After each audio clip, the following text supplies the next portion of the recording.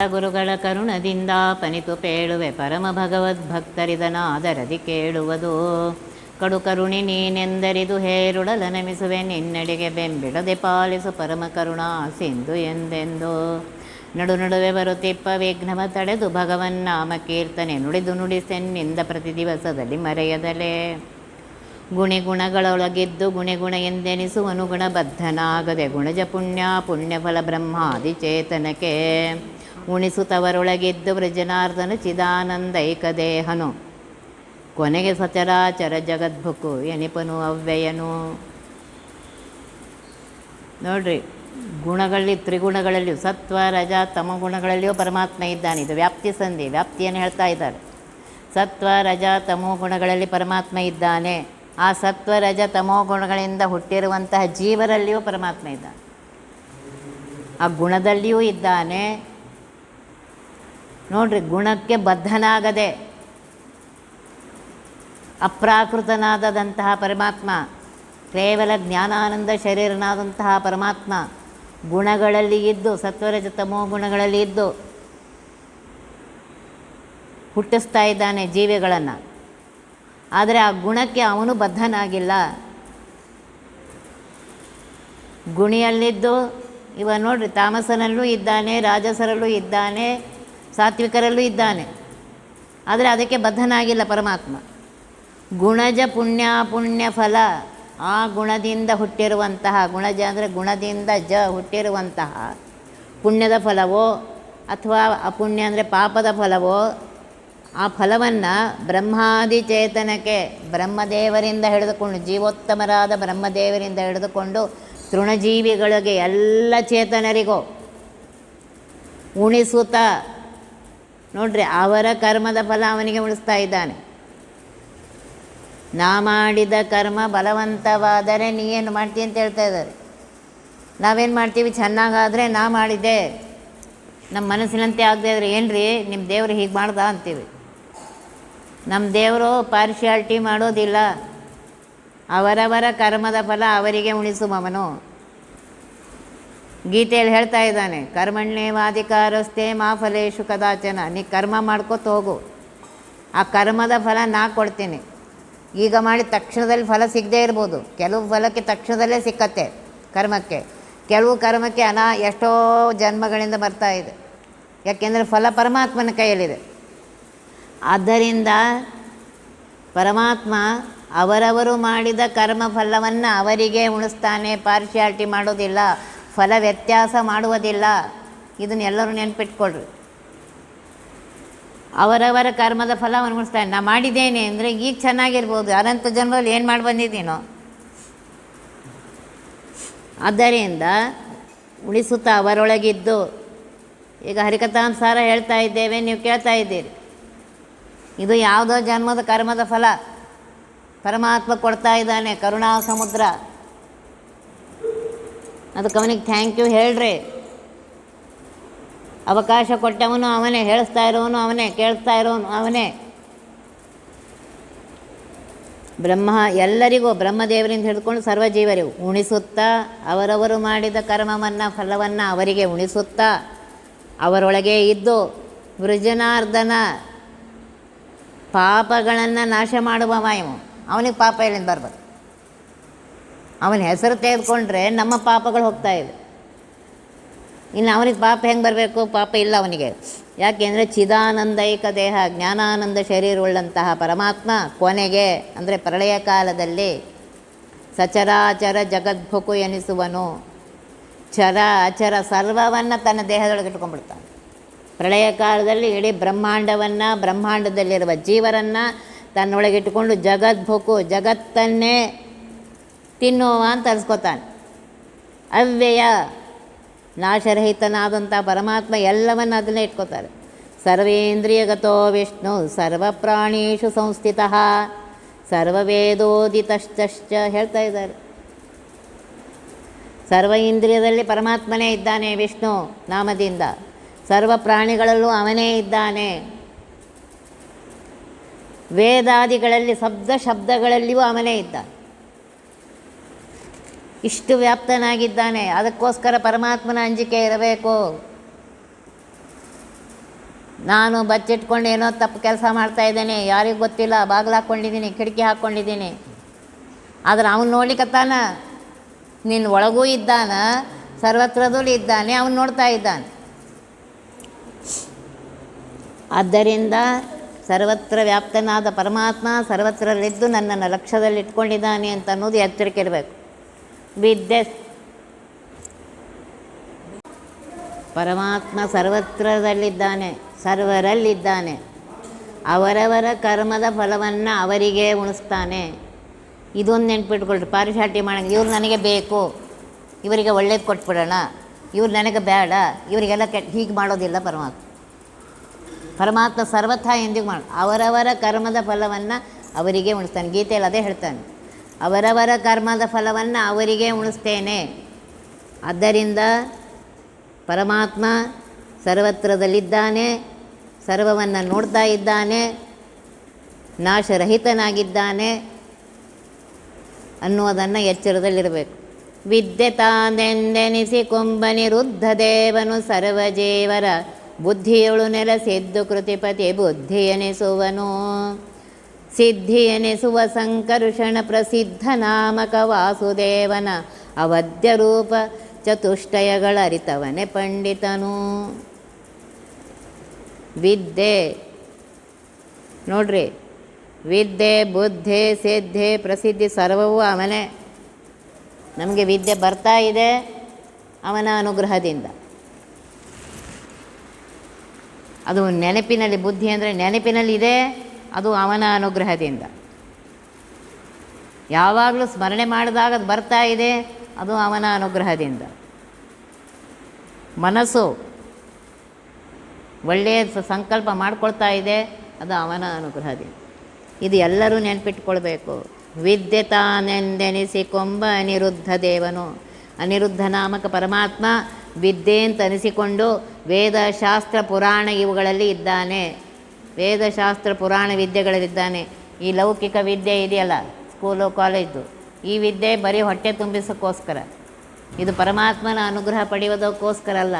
ಪರಮಾತ್ಮನ ಅನುಗ್ರಹ ಪಡೆಯುವುದಕ್ಕೋಸ್ಕರ ವೇದಶಾಸ್ತ್ರ ಇತ್ಯಾದಿಗಳನ್ನೇ ಓದಬೇಕು, ಪುರಾಣ ಇತ್ಯಾದಿಗಳನ್ನು. ಸರ್ವಜೀವರ ಬುದ್ಧಿಯೊಳು ನೆಲೆಸಿದ್ದು. ನೋಡ್ರಿ, ಎಲ್ಲ ಜೀವರ ಬುದ್ಧಿಯಲ್ಲಿ ಪರಮಾತ್ಮ ತಾನು ಕೃತಿಪತಿ ಅಂದರೆ ಪ್ರದ್ಯುಮ್ನ ನಾಮಕ ಪರಮಾತ್ಮ ಸರ್ವರ ಬುದ್ಧಿಯಲ್ಲಿದ್ದುಕೊಂಡು ಅದು ನೆನ್ಪಿಡ್ತಾನೆ.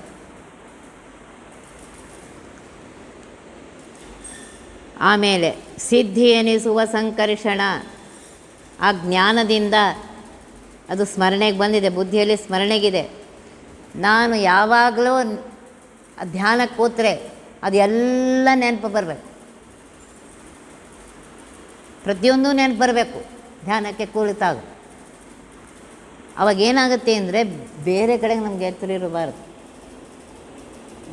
ಅದೇ ಧ್ಯಾನ ಅನ್ನೋದು. ಒಂದು ಹಾಳು ನೋಡಿ, ಉದರ ವೈರಾಗ್ಯವೇದು ನಮ್ಮ ಪದುಮನಾಭನಲ್ಲಿ ಲೇಷ ಭಕುತಿ ಇಲ್ಲದೆ ತೋರುವುದು. ಉದರ ವೈರಾಗ್ಯವೇದು. ಕೈಯಲ್ಲಿ ಜಪಮಣಿ ಇದೆ, ಕರೆದವಳು ಜಪಮಣಿ, ಬಾಯಲ್ಲಿ ಮಂತ್ರವು. ನೋಡೋರಿಗೆ ಎಷ್ಟು ಜಪ ಮಾಡ್ತಾ ಇದ್ದಾರೆ ಅನಿಸ್ತದೆ, ಅವನಿಗೆ ಗೊತ್ತು ಜಪ ಮಾಡ್ತಾ ಇದ್ದಾನೋ ಮತ್ತೆಲ್ಲಿದೆಯೋ ಬುದ್ಧಿ, ಎಲ್ಲಿ ಓಡೋಗಿದೆಯೋ. ಆದ್ದರಿಂದ ಈ ಬುದ್ಧಿಯನ್ನು, ಈ ಮನಸ್ಸನ್ನು ನಿಮ್ಮ ಹತೋಟಿಯಲ್ಲಿ ಇಟ್ಕೊಳ್ಳಿ. ಮನಸ್ಸೇ ಸರ್ವಕ್ಕೂ ಕಾರಣವಾಗಿದೆ, ಅದನ್ನು ನಿಮ್ಮ ಹತ್ತಿರ ಇಟ್ಕೊಳ್ಳಿ. ಮನಸ್ಸು ನಿಮ್ಮ ಹತೋಟಿಯಲ್ಲಿದ್ದರೆ ಪಂಚಜ್ಞಾನೇಂದ್ರ ಪಂಚಕರ್ಮೇಂದ್ರ ನಿಮ್ಮ ಹತೋಟಿಯಲ್ಲಿದೆ.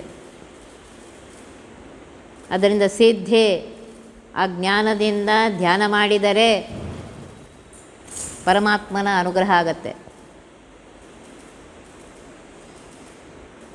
ಅದನ್ನು ಜಯಾಪತಿ ಸಂಕರ್ಷಣ ಕೊಡ್ತಾ ಇದೆ. ಸಿದ್ಧನಾಮಕ ವಾಸುದೇವ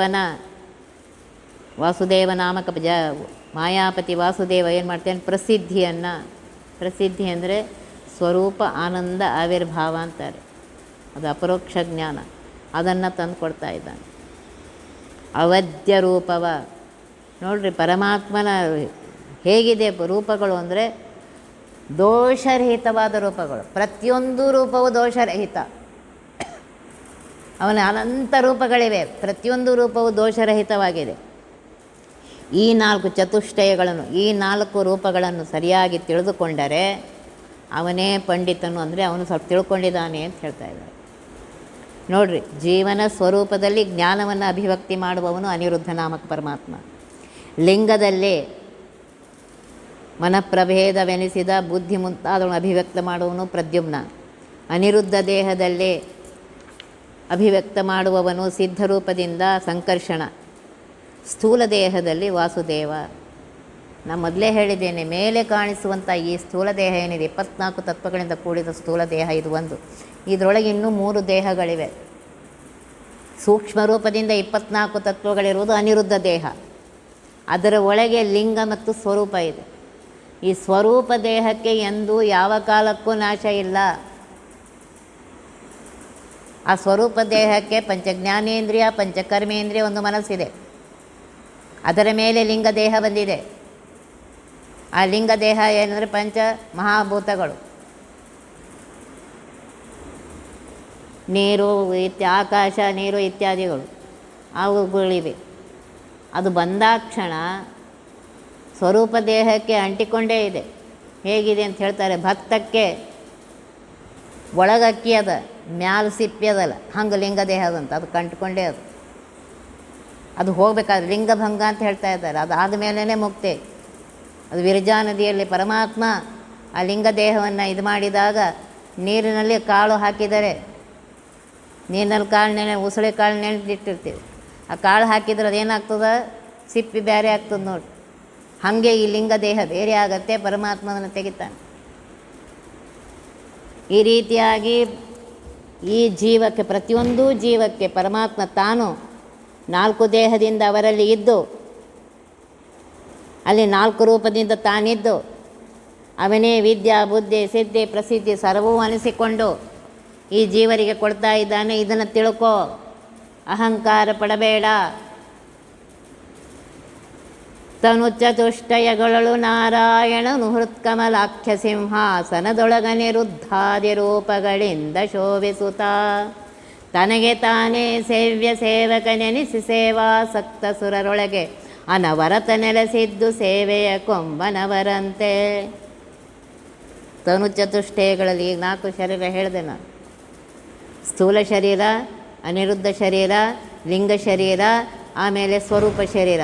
ಈ 4 ಶರೀರದಲ್ಲಿ ಪರಮಾತ್ಮನು, ನಾರಾಯಣನು ಪರಮಾತ್ಮನು ಹೃತ್ಕಮಲಾಖ್ಯ ಸಿಂಹಾಸನದೊಳಗೆ. ಏನು ಸ್ವರೂಪ ಶರೀರದಲ್ಲಿ ಹೃತ್ಕಮಲದಲ್ಲಿದೆ, ಹೃದಯ ಮಂದಿರ ಇದೆ, ಅಲ್ಲಿ ಪರಮಾತ್ಮ ತಾನು ಸಿಂಹಾಸನದಲ್ಲಿ ಅಂತ ಹೇಳ್ತಾ ಇದ್ದಾರೆ. ಸ್ವರೂಪ ಶರೀರದ ಹೃದಯದ ಮಂದಿರದಲ್ಲಿ ಪರಮಾತ್ಮ ತಾನು ಅನಿರುದ್ಧಾದಿ ರೂಪಗಳಿಂದ ಶೋಭಿಸುತ್ತ. ಅವನು ಯಾವಾಗಲೂ ಶೋಭನೆ. ಜ್ಞಾನಾನಂದ ಸ್ವರೂಪನಾದಂತಹ ಪರಮಾತ್ಮ ಅಲ್ಲಿ ಇದ್ದು ತನಗೆ ತಾನೇ ಸೇವ್ಯ ಸೇವಕ. ನೋಡ್ರಿ, ಆ ದೇವತೆಗಳಲ್ಲಿಯೂ ತಾನೇ ಇದ್ದಾನೆ, ಸೇವೆ ಮಾಡುವ ದೇವತೆಗಳಲ್ಲಿಯೂ ತಾನಿದ್ದಾನೆ. ಆ ಸೇವೆಯನ್ನು ತನಗೆ ತಾನೇ ತಗೊಳ್ತಾ ಇರೋದು. ಯಾಕೆಂದರೆ ಎಲ್ಲ ದೇವತೆಗಳು ಅವರೇನು ಸ್ವತಂತ್ರರಲ್ಲ, ಏನಲ್ಲ ಸ್ವತಂತ್ರರು. ಸ್ವತಂತ್ರ ಇವನೊಬ್ಬನೇ. ಈಗ ನನ್ನಲ್ಲಿ ಕೂತು ಯಾವಾಗ ಹೇಳ್ತೈತಿ, ನನ್ನಲ್ಲಿ ಕೂತು ಹೇಳಿಸ್ತಾ ಇರೋವನು ಅವನೇ, ನಿಮ್ಮಲ್ಲಿ ಕೂತು ಕೇಳಿಸ್ತಾ ಇರೋವನು ಅವನೇ, ನೆನಪಿನಲ್ಲಿ ಇಡ್ತಾ ಇರುವನು ಅವನೇ, ಕೂಡಲಿಕ್ಕೆ ಶಕ್ತಿಯನ್ನು ಕೊಟ್ಟವನು ಅವನೇ, ಮಾತನಾಡುವ ಶಕ್ತಿ ಕೊಟ್ಟವನು ಅವನೇ, ಸರ್ವವೂ ಅವನೇ. ಆಯಾ ದೇವತೆಗಳಲ್ಲಿ ಅಂತರ್ಗತನಾಗಿದ್ದುಕೊಂಡು ಆ ಕೆಲಸಗಳನ್ನು ತಾನೇ ಮಾಡ್ತಾ ಇದ್ದಾನೆ. ತಾನೇ ಒಂದು ರೂಪದಿಂದ ಇಲ್ಲಿ ಕೂತು ಹೇಳಿಸ್ತಾ ಇದ್ದಾನೆ, ಅಲ್ಲಿ ಕೂತು ಕೇಳಿಸ್ತಾ ಇದ್ದಾನೆ. ತಾನೇ ಒಂದು ರೂಪದಿಂದ ಭೋಜನ ಪದಾರ್ಥಗಳಲ್ಲಿದ್ದಾನೆ, ತಿನ್ನುವವರಲ್ಲಿದ್ದಾನೆ, ಹಸ್ತದಲ್ಲಿದ್ದಾನೆ, ತನಗೆ ತಾನೇ ತೆಗೆದುಕೊಳ್ತಾ ಇದ್ದ.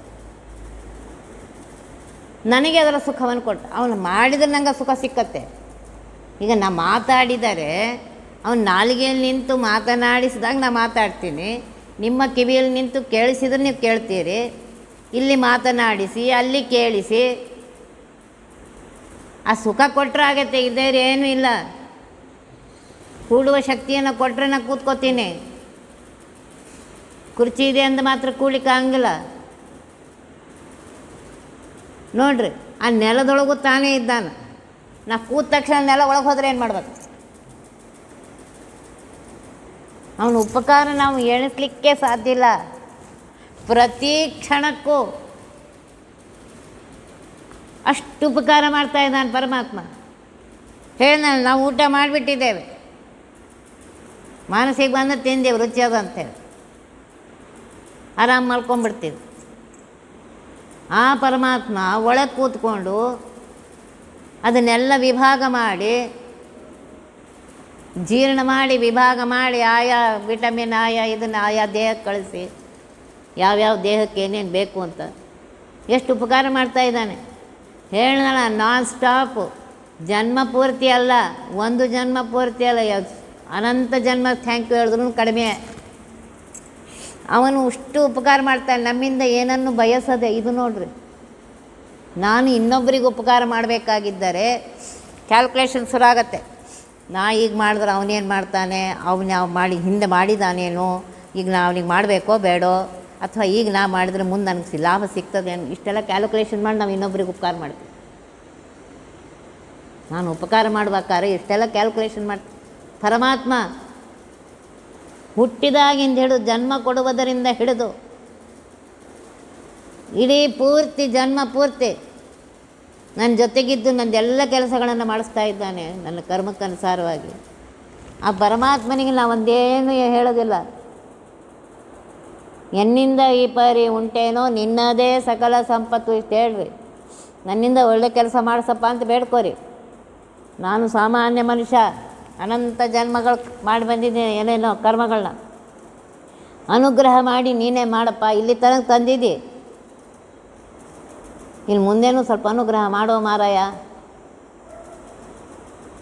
ನಾನು ಯಾವಾಗಲೂ ಹೇಳ್ತಿರ್ತೇನೆ, ನಮ್ಮ ಸಾಧನೆಯಿಂದ ನಾವು ನೋಡ್ತಾ ಇರೋದು ಮಾಡ್ತಾ ಇರೋ ಸಾಧನೆಯಿಂದ ಮುಕ್ತಿ ಆಗೋದು ಫಜಿತಿ. ಪರಮಾತ್ಮ ನೀನೇ ಎತ್ತಿ ಒಯ್ದು ಒಗಿ ಅಂತ ಹೇಳ್ತಿರ್ತೀವಿ. ಈಗ ಹೇಗೆ ಹುಡುಗರು, ಒಂದು 2 ವರ್ಷದ ಹುಡುಗರು ಅಮ್ಮನಿಂದ ಅಪ್ಪನಿಂದ ತಿರುಗಿ ನನಗದು ಬೇಕಿದು ಬೇಕಿದು ಬೇಕಂತ ತಿರ್ಗ್ತಿರ್ತಾವೆ, ಒಂದು ನಿಮಿಷ ಬಿಡದೆ. ಅವಾಗ ಆ ತಾಯಿ ಏನು ಮಾಡ್ತಾಳೆ, ನೀನೇ ಬೇಕು ಅಂತಿರ್ತದೆ, ನನಗಿನ್ನೇನು ಬೇಡ ನೀನೇ ಬೇಕು, ಕರ್ಕೊಂಡು ಕೂಡ್ತಾಳಲ್ಲ, ಒಂದು 2 ಏಟು ಹೊಡೆದ್ರೆ ಪರವಾಗಿಲ್ಲ, ಎತ್ಕೊಂಡು ಕೂಡ್ತಾಳಲ್ಲ. ಹಾಗೆ ಪರಮಾತ್ಮ ನಾ ಮಾಡಿದ ಕರ್ಮದಿಂದ ಉದ್ಧಾರ ಆಗೋ ಏನು ಲಕ್ಷಣ ಕಾಣಿಸಂಗಿಲ್ಲ. ನೀನೇ ನನಗೆ ಅನುಗ್ರಹ ಮಾಡಿ ಉದ್ಧಾರ ಮಾಡಬೇಕೀಗ. ಅದನ್ನೇ ಹೇಳ್ತಾ ಇದ್ದಾರೆ, 4 ಶರೀರದಲ್ಲಿ ಪರಮಾತ್ಮ 4 ರೂಪದಿಂದ ಇದ್ದು, ಆ ಇಂದ್ರಿಯಗಳಲ್ಲಿ ಆ ದೇವತೆಗಳಿಗೆ ಅಂತರ್ಗತನಾಗಿದ್ದುಕೊಂಡು ಒಂದು ರೂಪದಿಂದ ಸೇವೆ ಮಾಡಿಸ್ಕೊತಾ ಇದ್ದಾನೆ, ಇನ್ನೊಂದು ರೂಪದಿಂದ ಸೇವೆ ತೆಗೆದುಕೊಳ್ತಾ ಇದ್ದಾನೆ ತಾನೇ.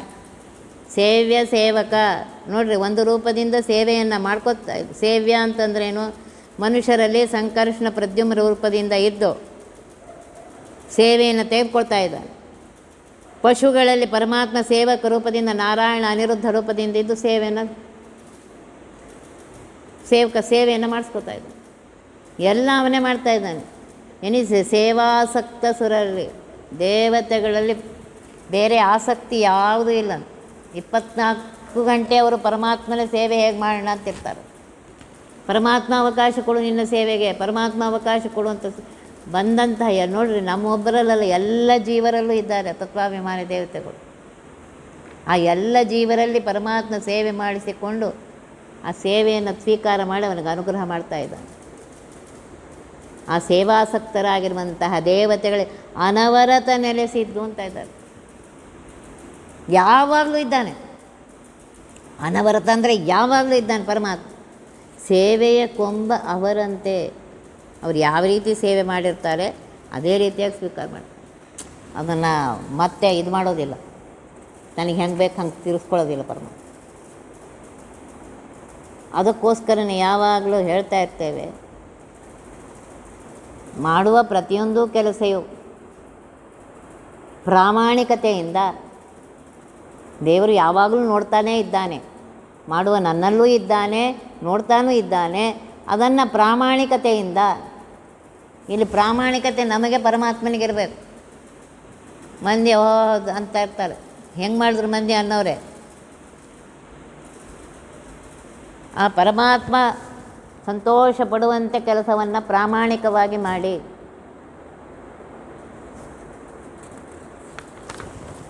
ಜಾಗರ ಸ್ವಪ್ನಗಳೊಳುವರ ಭೋಗಿಶಯನ ಬಹು ಪ್ರಕಾರ ವಿಭಾಗಗೈಸಿ ನಿರಂಶ ಜೇವರ ಚಿಚ್ಚರೇರವನು ಭೋಗವೆತ್ತು ಸುಷುಪ್ತಿ ಕಾಲದಿ ಸಾಗರವನದಿ ಕೂಡುವಂತೆ ವಿಯೋಗರಹಿತನು ಅಂಶಗಳನೇಕತ್ರ ಐದಿಸುವ.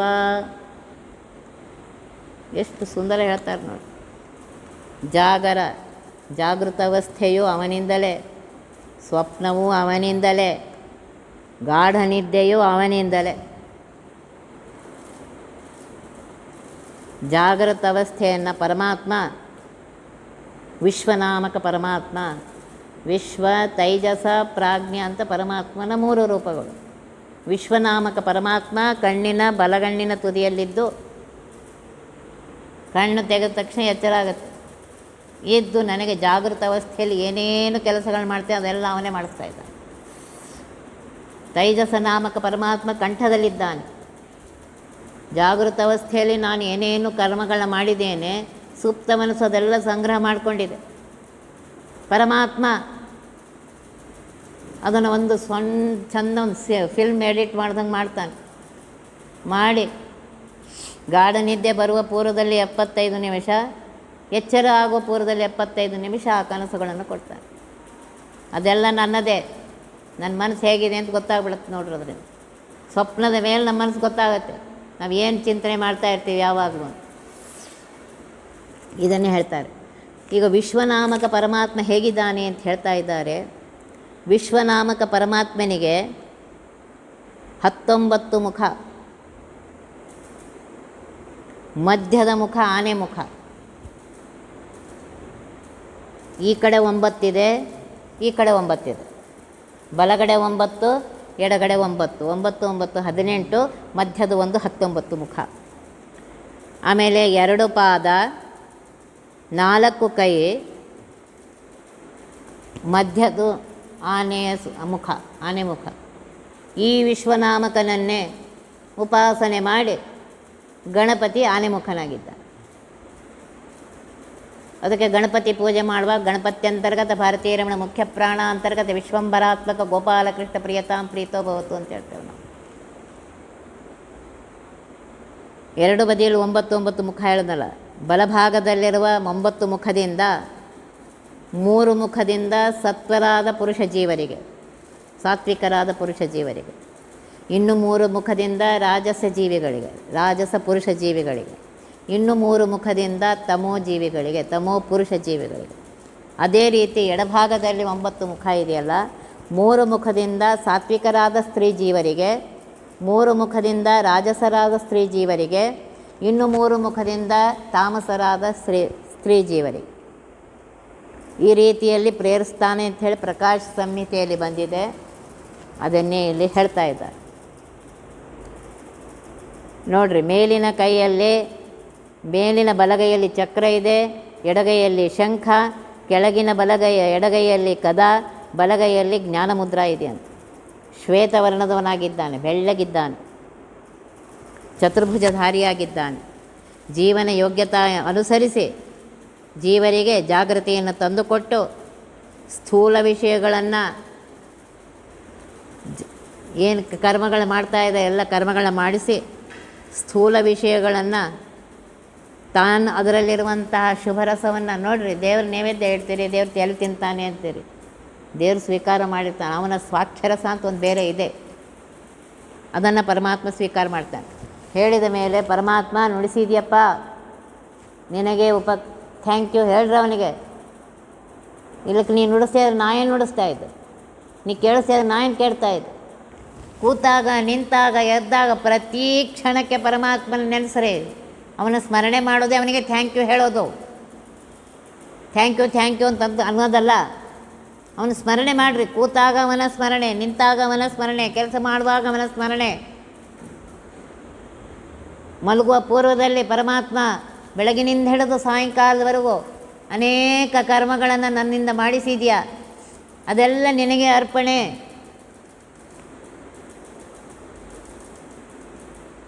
ಹೇಳ್ರಿ, ಬೆಳಗ್ಗೆ ಎದ್ದಾಕ್ಷಣ ಕಣ್ಣು ತೆಗೆದಾಕ್ಷಣ ವಿಶ್ವನಾಮಕ ಪರಮಾತ್ಮ ಎಬ್ಬಿಸಿದ್ಯಪ್ಪ. ಪ್ರಾತಃ ಕಾಲಾಧಿಕ ಕರ್ಮ ನಿತ್ಯ ನೈಮಿತ್ಯಕಂ ತಥಾ ಕೇಶವಾರಾಧನಾರ್ಥಾಯ ಕರಿಷ್ಯೇಹಂ ತವಾಜ್ಞೆಯ ಹೇಳ್ತಾರೆ. ನಿನ್ನ ಆಜ್ಞೆಯಿಂದ ನೀನು ಎಬ್ಬಿಸಿದೆಯಾ, ನಿನ್ನ ಆಜ್ಞೆಯಿಂದ ಬೆಳಗಿನಿಂದ ಹಿಡಿದುಕೊಂಡು ಸಾಯಂಕಾಲದವರೆಗೂ ಮಲಗುವವರೆಗೂ ಏನೇನು ಕರ್ಮಗಳನ್ನ ಮಾಡ್ತಾ ಇದ್ದೇನೆ ನನ್ನ ವರ್ಣ ಆಶ್ರಮಕ್ಕನುಸಾರವಾಗಿ. ಆ ಕರ್ಮಗಳೆಲ್ಲ ನಿನ್ನ ಪೂಜೆ ಅಂತ ಮಾಡಿ ನಿನಗೆ ಅರ್ಪಿಸ್ತಾ ಇದ್ದೇನೆ ಅಂತ ಹೇಳ್ರಿ.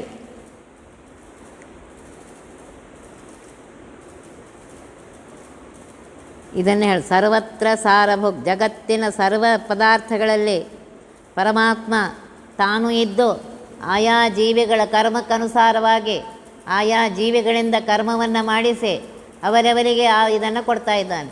ಕರ್ಮ ವ್ಯತ್ಯಾಸ ಪರಮಾತ್ಮ ಎಂದೂ ಮಾಡೋದಿಲ್ಲ. ನಾ ಮಾಡಿದ ಕರ್ಮ ನನಗೆ ಉಣಿಸುವವನು. ವಾಯುದೇವರು ಪರಮಾತ್ಮ ಆಕಳಿದ್ದರೆ ವಾಯುದೇವರು ಕರು ಇದ್ದಂಗಂತ. ಕರು ಜೊತೆಗೆ ಇರುತ್ತಲ್ಲ ಆಕಳ. ಅದಕ್ಕೆ ಪ್ರಾಣೇಶದಾಸರು ಒಂದು ಕಡೆ ಹೇಳ್ತಾರೆ, ಕಡ್ಡಿಮೇಯೆಂದು ತುಡುಗು ಹೋಗಲರಿಯದಂಥ ದೊಡ್ಡ ಆಕಳ ಕರುವ ಹಗ್ಗದಿಂದ ದುಡ್ಡಿನ ಗಲಠಾವಿನೊಳಗೆ ಕಂಬಕ್ಕೆ ಕಟ್ಟಿ ಒಡ್ಡಿ ಕಾವಲಿಯುಳು ಮಂದಿ ಇಟ್ಟಿಹನು. ದಡ್ಡನಲ್ಲವೋ ಶ್ರೀ ಪ್ರಾಣೇಶ ವಿಠ್ಠಲನಾಟ, ಮಡ್ಡರು ಅರಿಯರು ಇದನ್ನು ಬಲ್ಲರು ಕವಿಗಳು. ಹೇಗಿದೆ ಅಂದರೆ, ಒಂದು ದೊಡ್ಡ ಆಕಳಿದೆ, ಅದು ತನ್ನ ಕರುವನ್ನು ಮೇಲಕ್ಕೆ ಹೋದಾಗ ಅದ್ರ ಜೊತೆಗೆ ಇರ್ತದೆ, ನೋಡ್ಕೋತೇ ಇರ್ತದೆ, ಎಲ್ಲೂ ಹೋಗ್ತದೇನೋ ತನ್ನ ಕರುನ ರಕ್ಷಣೆ ಮಾಡ್ತಾ ಇದೆಯಲ್ಲೋ. ಹಾಗೆ ಪರಮಾತ್ಮ ಏಕೋ ವಿಷ್ಣು ಮಹದ್ಭೂತಂ, ವೇದ ಪ್ರತಿಪಾದ್ಯನಾಗಿರುವಂತಹ ಪರಮಾತ್ಮ ದೊಡ್ಡ ಆಕಳು ಅಂತ ತಿಳ್ಕೊಡು. ಕಡ್ಡಿಮೇವು ಆಶಯರಹಿತವಾದ ವಿಷಯಗಳು. ಛಾಂದೋಗ್ಯ ಉಪನಿಷದಲ್ಲಿ ಬಂದಿದೆ ಅಂತೆ, ಪರಮಾತ್ಮನಿಗೆ ಗೋಪಶು ಅಂತ ಕರೀತಾರಂತೆ. ನೋಡ್ರಿ, ಈ ಕಣ್ಣಿನ ದುಡ್ಡಿನಗಲ ಅಂದರೆ ಈ ಕಣ್ಣು ಸಣ್ಣ ಒಂದು ಇದರಷ್ಟೇ ಇದೆ. ಆ ಕಣ್ಣಿನ ಬಲಭಾಗದ ತುದಿಯಲ್ಲಿ ಪರಮಾತ್ಮ ವಿಶ್ವನಾಮಕನಾಗಿ ಇದ್ದು ನಮಗೆ ಎಚ್ಚರವನ್ನು ಕೊಡ್ತಾ ಇದ್ದ. ಕೊಟ್ಟು ಪರಮಾತ್ಮ ಏನು ಮಾಡ್ತಾನೆ ಅಂದರೆ, ಜಾಗೃತ ಅವಸ್ಥೆಯಲ್ಲಿ ಮಾಡುವಂತಹ ಸರ್ವ ಕಾರ್ಯಗಳನ್ನು ತತ್ವಾಭಿಮಾನಿ ದೇವತೆಗಳ ಅಂತರ್ಗತನಾಗಿ ಭಾರತೀರಮಣ ಮುಖ್ಯ ಪ್ರಾಣ ಅಂತರ್ಗತನಾಗಿ ಇದ್ದು ನನ್ನ ಕರ್ಮಕ್ಕನುಸಾರವಾಗಿ ಕರ್ಮವನ್ನು ಮಾಡಿಸುತ್ತಾ ಯಾವಾಗಲೂ ಇದ್ದ. ಮಲಗಿದಾಗಲೂ ಪರಮಾತ್ಮ, ನಾವೆಲ್ಲ ಮಲ್ಕೊಂಡ್ಬಿಟ್ಟಿದ್ದೇವೆ, ಆದರೆ ಪರಮಾತ್ಮ ತೈಜಸ ನಾಮಕ ಪರಮಾತ್ಮ ನೋಡ್ರಿ ಕಂಠದಲ್ಲಿ ಇದ್ದು ಅವನ್ನ ಏನು ಮಾಡ್ತಾನೆ ಅಂತಂದರೆ, ಈ ನಮ್ಮ ಮನಸ್ಸು ಹೀಗಿದೆಯಲ್ಲ, ಎಲ್ಲ ನೋಡಿದ್ದು ನಾವು ಕೆಲವು ಕಡೆ ಲಕ್ಷ್ಯ ಕೊಟ್ಟಿರೋಂಗಿಲ್ಲ. ಕಣ್ಣು ನೋಡಿರ್ತದೆ, ಅದು ಮನಸ್ಸಿನಾಗ ಕೂತಿರ್ತದೆ. ಕಿವಿ ಕೇಳಿಸ್ಕೊಂಡಿರ್ತದೆ, ಅದು ಮನಸ್ಸಿನಾಗ ಕೂತಿರ್ತದೆ. ಇದನ್ನೆಲ್ಲ ಪಿಕ್ಚರ್ ಇದೆ. ಪರಮಾತ್ಮ ನಮಗೆ ಉಪಕಾರ ಮಾಡ್ತಾ ಇದ್ದಾನೆ. ನಿದ್ದೆಯನ್ನು ತಂದುಕೊಟ್ಟು, ನೋಡ್ರಿ ಇಷ್ಟೊತ್ತು ಕೆಲಸ ಮಾಡಿದೆಯಾ, ಇನ್ನು ಮಲ್ಕೋ, ಸ್ವಲ್ಪ ರೆಸ್ಟ್ ತಗೋ, ಮತ್ತೆ ಜಾಗೃತ ಆಗಿ ತಯಾರಾಗುವುದು. ದೇಹ ಅನ್ನೋ ಮೆಷಿನ್ ಮತ್ತೆ ತಯಾರು ಮಾಡ್ತಾರೆ. ಆ ಸ್ವಪ್ನ ಬೀಳ್ತಾ ಇದೆ ಅಂತ ನಾವು ಆರಾಮಿದ್ದೀವಿ. ಬೀಳದೇ ಇದ್ದರೆ ಹುಚ್ಚೆ ಹಿಡಿದಿರ್ತಿತ್ತು, ಎಲ್ಲರೂ ಹುಚ್ಚರಾಗ್ಬಿಟ್ಟಿರ್ತೀವಿ. ಎಷ್ಟು ಉಪಕಾರ ಮಾಡ್ಲಿಕ್ಕೆ ತಾನು ನೋಡ್ರಿ ದೇವರು. ನಾವು ಒಮ್ಮೆರ ಏನಾರು ಯೋಚಿಸಿದ್ದೀವ? ಅವೆಲ್ಲ ಮನಸ್ಸಿನಲ್ಲಿ ತುಂಬಿಕೊಂಡಿವೆ. ಆ ಪರಮಾತ್ಮ ಒಳ್ಳೆ ಫಿಲ್ಮ್ ಎಡಿಟ್ ಮಾಡ್ತಾನೆ ನೋಡಿ. ಚೆನ್ನಾಗಿ ಅಲ್ಲೊಂದು ನೋಡಿರ್ತೀವಿ, ಇಲ್ಲೊಂದು ನೋಡಿರ್ತೀವಿ, ಎಲ್ಲೊಂದು ಕಡೆ ಮನೆ, ಎಲ್ಲೊಂದು ಕಡೆ ಮನುಷ್ಯ, ಒಂದು ಏನೇನೋ ನೋಡಿರ್ತೀವಿ. ಅದನ್ನೆಲ್ಲ ಚೆನ್ನಾಗಿ 75 ನಿಮಿಷದ ಒಂದು ಫಿಲ್ಮ್ ತಯಾರು ಮಾಡ್ತಾನೆ ಮಾಡಿ ನಮಗಂತ ತೋರಿಸ್ತಾನೆ. ಇನ್ನೊಂದು 75 ನಿಮಿಷ ಮಾಡಿ ಎಚ್ಚರಿಕಿಂತ ಮೊದಲು ಅದು ತೋರಿಸ್ತಾನೆ. ಇದರಿಂದ ಏನಾಯಿತು, ನನ್ನ ಮನಸ್ಸು ಅಷ್ಟು ಇದರಿಂದ ಹೊರಗೆ ಬಂತು, ಶಾಂತ ಆಯಿತು. ಉಪಕಾರ ಮಾಡ್ತಾ ಇದ್ದಾನೆ ದೇವರು. ನನಗೆ ಬೇಕಾಗಿದ್ದೇ ಸ್ವಪ್ನ ಬಿಡ್ತಾ ಇಲ್ವಲ್ಲ. ನೀ ಎಚ್ಚರಿದಾಗ ಏನೇನು ಮಾಡಿದ್ರೆ ಅದನ್ನೇ ಬಳಸ್ತಾರೆ. ಎಚ್ಚರಿದಾಗ ನೀ ದೇವರನ್ನೇ ನೆನೆಸ್ತಾ ಇದ್ದರೆ ದೇವ್ರದ್ದೇ ಬೀಳುತ್ತೆ ಕನಸು. ಎಚ್ಚರಿದಾಗ ಅವ್ರು ಹಂಗೆ ಮಾಡಿದ್ರು, ಇವ್ರು ಹಿಂಗೆ ಮಾಡಿದ್ರು, ಅತ್ತ ಹಂಗೆ ಮಾಡಿದ್ರು, ಏನೇನೋ ಹೇಳ್ತಿದ್ರು, ಅವೇ ಬಿಡತ್ತೆ ಕನಸಲ್ಲಿ. ಅವ್ರು ಬರ್ತಾರೆ, ಇವ್ರು ಬರ್ತಾರೆ, ಓಡಿಕಾಗಲಿ ನಿಂದ್ರಿಕಾಗಲಿ ಏನೇನೋ ನಡೆದಿರು. ಇದನ್ನು ಪರಮಾತ್ಮ ತೈಜಸ ನಾಮಕ ಪರಮಾತ್ಮ, ಇವನಿಗೂ 19 ಮುಖ ವಿಶ್ವನಂತೆ. ಇವನು ಅದೇ ರೀತಿಯಾಗಿ ಮಾಡ್ತಾಯಿದ್ದ. ಇವನಿಗೆ ನೋಡ್ರಿ ಸಂಕರ್ಷಣ ಇವನು ಯಾರು ತೈಜಸ್ ಎಲ್ಲ ವಿಶ್ವನಾಮಕ ಪರಮಾತ್ಮ ಜಾಗೃತ ಅವಸ್ಥೆಯಲ್ಲಿ ಮಾಡ್ತಾ ಇದ್ದಾರೆ. ಇವನೇನು ಮಾಡ್ತಾನೆ, ಮನಸ್ಸಿನಲ್ಲಿ ಮಾಡಿ ಜೀವನಿಗೆ ಆನಂದವನ್ನೇ ಕೊಡ್ತಾ ಇದ್ದಾನೆ. ಅಷ್ಟು ತಲೆ ಖಾಲಿ ಆಯ್ತು ನೋಡ್ರಿ. ಆರಾಮ್ ನಿದ್ದೆ ಆಯಿತು ಅಂತ ಹೇಳ್ತಾನೆ ಇಲ್ಲ, ನಿದ್ದೆ ಚೆಂದ ಆಯಿತು ಅಂತಂದ್ರೆ ಆರಾಮ್ ನಿದ್ದೆ ಆಯಿತು ಅಂತ ಹೇಳ್ತಾನೆ. ಆದ್ದರಿಂದ ಅವನಿಗೆ ಪ್ರವಿವಕ್ತ ಭುಕು ಅಂತ ಹೆಸರು. ಏನಂತಂದರೆ ನನಗೆ ಸ್ವಪ್ನ ಗಿಪ್ನ ಎಲ್ಲ ಬೀಳಿಸಿ ಇವನು ಅವನಂತೆ 19 ಮುಖ, ಚಕ್ರ, ಶಂಖ, ವರ, ಅಭಯ ಎಲ್ಲ ಇದೆ. ತೈಜಸ ನಾಮಕ ಪರಮಾತ್ಮ ವಿಶ್ವನಂತೆ ಇದ್ದಾನೆ. ಇವನೇನು ಮಾಡ್ತಾನೆ ಅಂದರೆ ನಮಗೆ ಶಾಂತವಾದ ನಿದ್ರೆಯನ್ನು ಕೊಟ್ಟು, ಸ್ವಪ್ನಗಳನ್ನು ಕೊಟ್ಟು,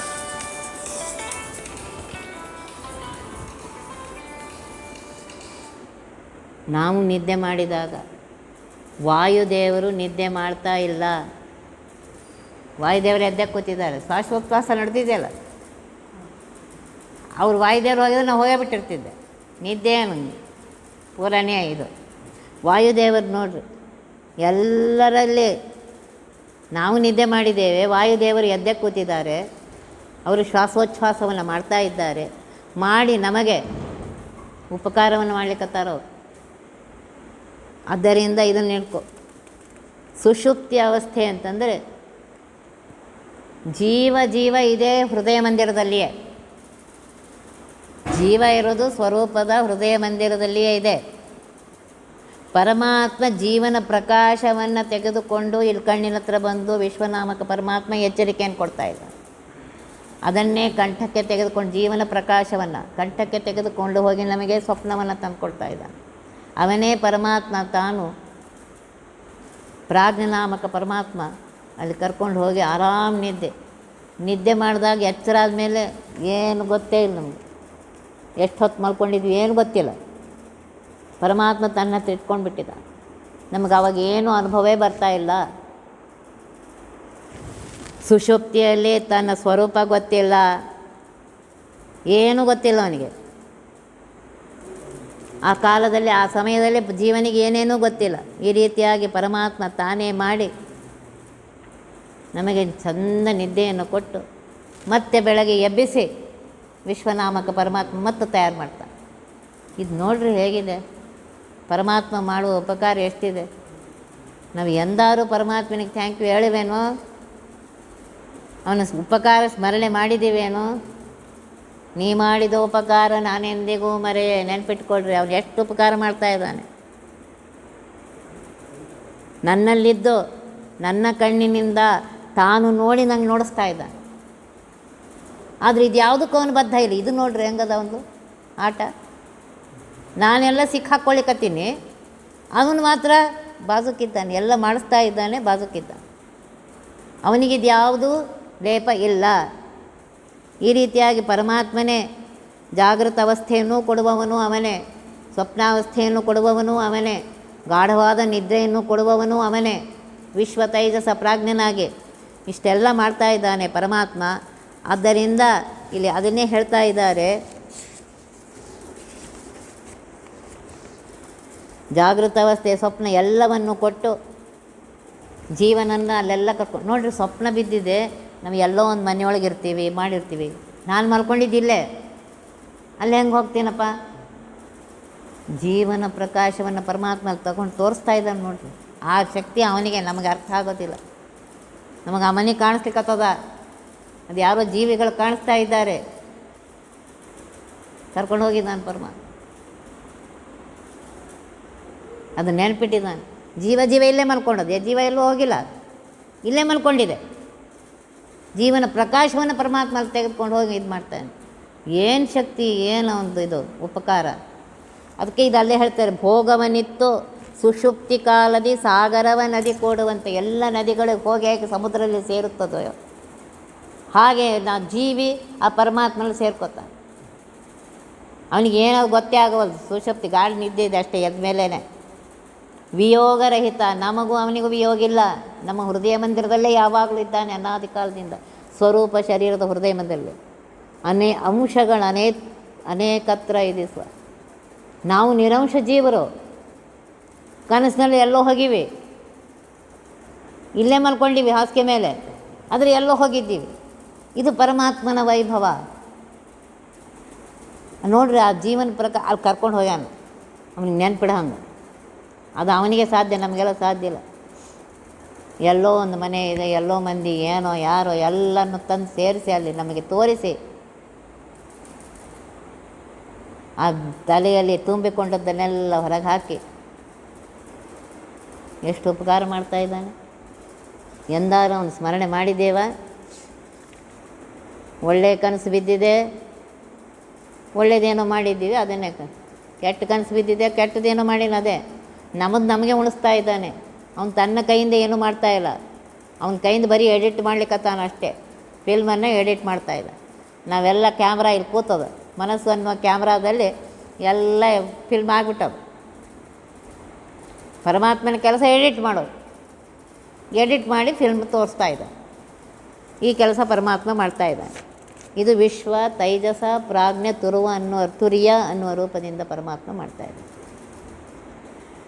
ಭಾರ್ಯರೆಂದೊಡಗೂಡೆ ಕಾರಣ ಕಾರ್ಯ ವಸ್ತುಗಳಲ್ಲಿ ಪ್ರೇರಕ ಪ್ರೇರ್ಯ ರೂಪಗಳಿಂದ ತಂತುಪಟಗಳ ಓಲೆದ್ದು ಸೂರ್ಯ ಕಿರಣಗಳಂತೆ ತನ್ನೆಯ ವೀರ್ಯದಿಂದಲೇ ಕೊಡುತ್ತಿಹ ನಾರ್ಯರಿಗೆ ಈತನ ವಿಹಾರವು ಗೋಚರಿಪದೇನು.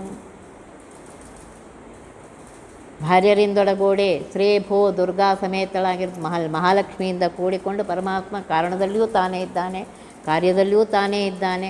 ಹೇಗಿದ್ದಾನೆ ಅಂದರೆ, ಬಟ್ಟೆಯಲ್ಲಿ ನೂಲು ಹಾರಿಜಾಂಟಲ್ ವರ್ಟಿಕಲ್ ಎರಡು ರೀತಿಯಿಂದ ಪೂರ್ತಿ ತುಂಬಿದೆ, ಹರಿದದ್ದಲ್ಲ. ಚೆನ್ನಾಗಿರೋ ಬಟ್ಟೆಯಲ್ಲಿ ಎಲ್ಲ ಕಡೆಗೂ ಇದೆಯಲ್ಲ ನೂಲು ದಾರ. ಹಾಗೆ ಪರಮಾತ್ಮ ಸರ್ವತ್ರದಲ್ಲಿ, ಬ್ರಹ್ಮಾಂಡದಲ್ಲಿ, ಒಳಗೆ ಹೊರಗೆ ಸರ್ವತ್ರದಲ್ಲಿ, ಜೀವರ ಒಳಗೆ ಸರ್ವತ್ರದಲ್ಲಿ ತುಂಬಿಕೊಂಡಿದ್ದ.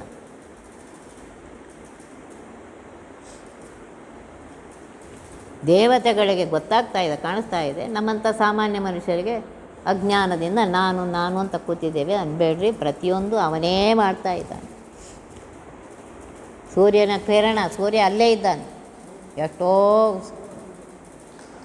ದೂರ, ಆದರೆ ಕಿರಣ ಸರ್ವತ್ರದಲ್ಲಿ ವ್ಯಾಪ್ತ ಇದೆಯೇ. ಹಾಗೆ ಪರಮಾತ್ಮ ವೈಕುಂಠದಲ್ಲಿದ್ದಾನೆ, ನಾವೇನು ಮಾಡಿದ ಕಾಣಿಸಂಗಿಲ್ಲ ಅಂದ್ಕೊಂಡು ಸರ್ವತ್ರದಲ್ಲಿ ವ್ಯಾಪ್ತನಾಗಿದ್ದಾನೆ. ಅವನು ಅದೆಲ್ಲ ಮಾಡ್ತಾನೆ. ಅದನ್ನು ನಾಳಿನ ದಿವಸ ತಿಳ್ಕೊಳ್ಳೋಣ. ಒತ್ತಿಬಹ ವಿಘ್ನಗಳ ಕಳೆದಪ ಮೃತ್ಯುವಿಗೆ ಮರೆ ಮಾಡಿ ಕಾಲನ ದೂತರಿಗೆ ಭೇಕರವ ಪುಟ್ಟಿಸಿ ಸಕಲ ಸಿದ್ಧಿಗಳ ಒತ್ತಿಗೊಳ್ಳಿಸಿವನರು ಹೇ ಕ್ಷಣ ನೃತ್ಯ ಮಾಡುವರವರ ಮನೆಯೊಳು ನಿತ್ಯ ಮಂಗಳ ಹರಿಕಥಾಮೃತ ಸಾರ ಪಠಿಸುವರ.